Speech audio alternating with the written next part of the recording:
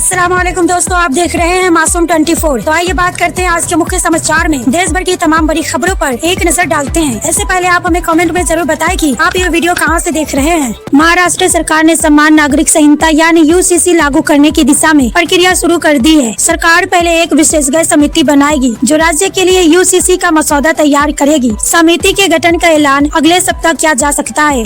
गुजरात सरकार ने किसानों के लिए बड़ा फैसला लिया है। अब बिजली ट्रांसमिशन लाइन और टावरों के लिए अधिग्रहित जमीन का मुआवजा किसानों को बाजार कीमत का दुगना दिया जाएगा। परीक्षाओं में गठित गड़बड़ियों के खिलाफ जंतर मंतर पर चल रहे कॉकरोच जनता पार्टी के आंदोलन को अब संयुक्त किसान मोर्चा का भी समर्थन मिल गया है। मोर्चा ने ऐलान किया है कि उसका एक प्रतिनिधि मंडल आज धरना स्थल पर पहुंचकर आंदोलन में शामिल होगा।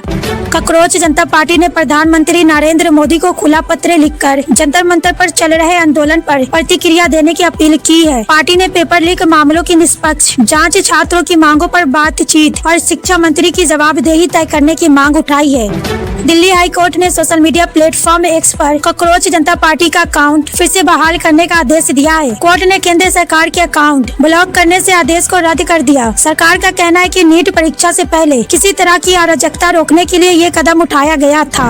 रेलवे सुरक्षा व्यवस्था को और मजबूत बनाने की तैयारी में है। चेन्नई सेंट्रल स्टेशन पर स्कूटर का सफल परीक्षण होने के बाद अब दिल्ली, मुंबई समेत कई बड़े रेलवे स्टेशनों पर भी इन्हें तैनात करने की योजना है ताकि RPF से की गश्त और निगरानी तेज हो सके। जून महीने में कारों की बिक्री के आंकड़े सामने आए हैं। टाटा मोटर्स ने सबसे अच्छी बढ़त दर्ज की, जबकि मारुति सुजुकी ने अपनी 6 कारों के साथ देश के कार बाजार में मजबूत पकड़ बनाए रखी। चीन में भारत के राजदूत विक्रम दलाईस्वामी ने दोनों देशों के बीच आर्थिक और कूटनीतिक संबंधों को एक नई दिशा देने पर जोर दिया है और उन्होंने कहा कि चीन द्वारा भारतीय उत्पादों, विशेषकर फार्मास्यूटिकल्स यानी दवाइयों के लिए अपने बाजार खोलना और भारत में चीनी निवेश को बढ़ावा देना दोनों देशों के व्यापक हितों और रिश्तों की प्रगाढ़ता के लिए बेहद अच्छा साबित होगा।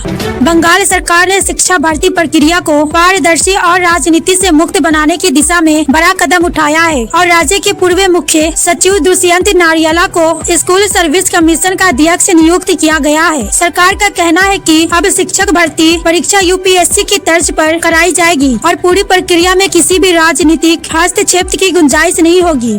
पश्चिम बंगाल के मुख्यमंत्री ममता बनर्जी को बड़ा राजनीतिक झटका लगा है। तृणमूल कांग्रेस की वरिष्ठ नेता और प्रदेश अध्यक्ष चंद्रमा भट्टाचार्य ने पार्टी के सभी पदों से इस्तीफा दे दिया है। उन्होंने ममता बनर्जी को पत्र लिखकर अपने फैसले की जानकारी दी। चंद्रमा को पार्टी में ममता बनर्जी के सबसे भरोसेमंद नेताओं में गिना जाता था। उत्तराखंड के मुख्यमंत्री पुष्कर सिंह धामी ऋषिकेश दौरे पर पहुँचे, जहाँ उन्होंने जन जन की सरकार जन जन के द्वार कार्यक्रम के दूसरे चरण के तहत सेवा सप्ताह का शुभारंभ किया। इस दौरान उन्होंने लोगों से मुलाकात की और उनकी समस्याएं सुनी। जनता ने भी मुख्यमंत्री का फूल बरसाकर स्वागत किया। पश्चिम बंगाल में तृणमूल कांग्रेस की अंदरूनी लड़ाई और तेज हो गई है। रीता व्रत बनर्जी के नेतृत्व वाले बागी गुट ने तृणमूल भवन पहुंचकर अपनी ताकत दिखाई। इस दौरान दोनों गुटों के समर्थक आमने सामने आ गए, जिससे इलाके में तनाव का माहौल बन गया और पुलिस को स्थिति संभालनी पड़ी।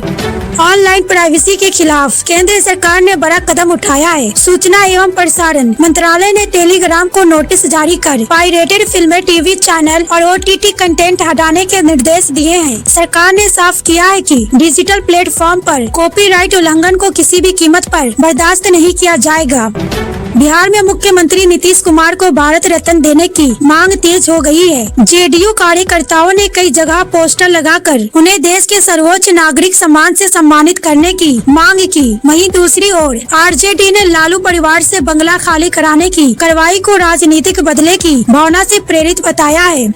महाराष्ट्र के जलना बीड एक्सप्रेसवे पर 2 बसों की आमने सामने टक्कर में 30 से 40 छात्र और यात्री घायल हो गए। हादसे के बाद हाईवे पर लंबा जाम लग गया और घायलों को अलग अलग अस्पतालों में भर्ती कराया गया। पुलिस दुर्घटना के कारणों की जांच कर रही है। पंजाब कांग्रेस में अध्यक्ष पद को लेकर नाराज चल रहे पूर्व मुख्यमंत्री चरणजीत सिंह चन्नी जल्द ही दिल्ली में पार्टी हाईकमान से मुलाकात करेंगे। इससे पहले उन्होंने अपने समर्थक नेताओं के साथ बैठक भी की। माना जा रहा है कि पंजाब कांग्रेस में नेतृत्व को लेकर अंदरूनी खींचतान अभी खत्म नहीं हुई है।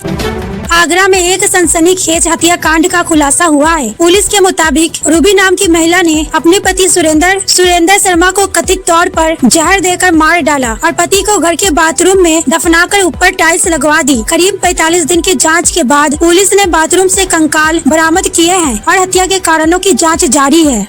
मुंबई में लगातार हो रही मूसलाधार बारिश का असर जनजीवन पर साफ दिखाई दे रहा है। वेस्टर्न एक्सप्रेस हाईवे पर लंबा ट्रैफिक जाम लग गया, जिससे अंधेरी, गोरेगांव और संताकुरेज समेत कई इलाकों में हजारों वाहन घंटों तक फंसे रहे। ऑफिस और घर पहुंचने में भारी परेशानी का सामना करना पड़ा।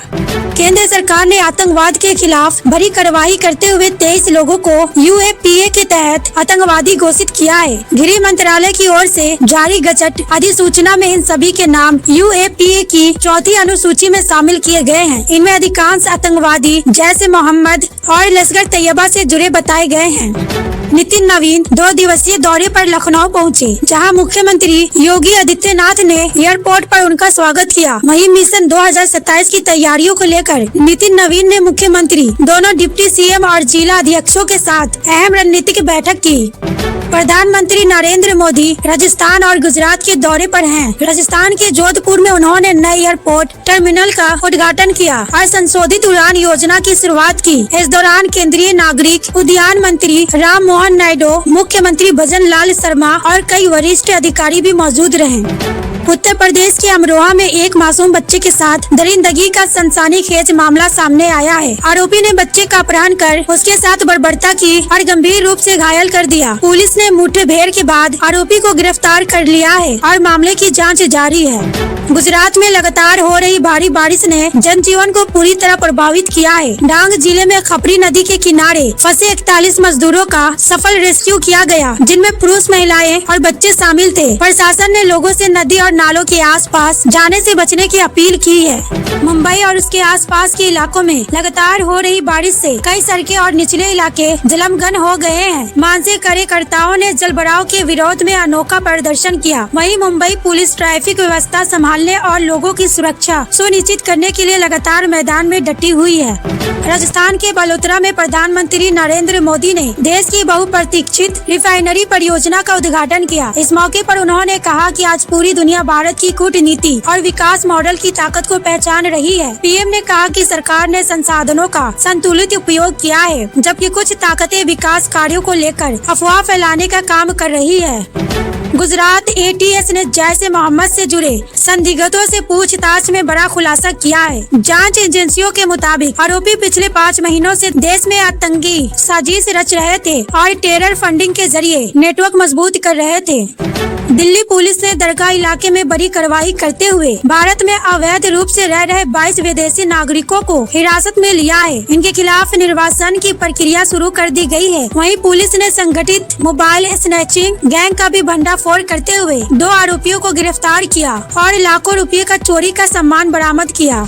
चुनाव आयोग ने विशेष गहन पुनरीक्षण के तहत ओडिशा और मणिपुर की मतदाता सूची का ड्राफ्ट जारी कर दिया है। जिन लोगों का नाम सूची में नहीं है, वे 5 जुलाई से 4 अगस्त तक दावा या आपत्ति दर्ज करा सकेंगे। अंतिम मतदाता सूची 6 सितंबर को प्रकाशित होगी।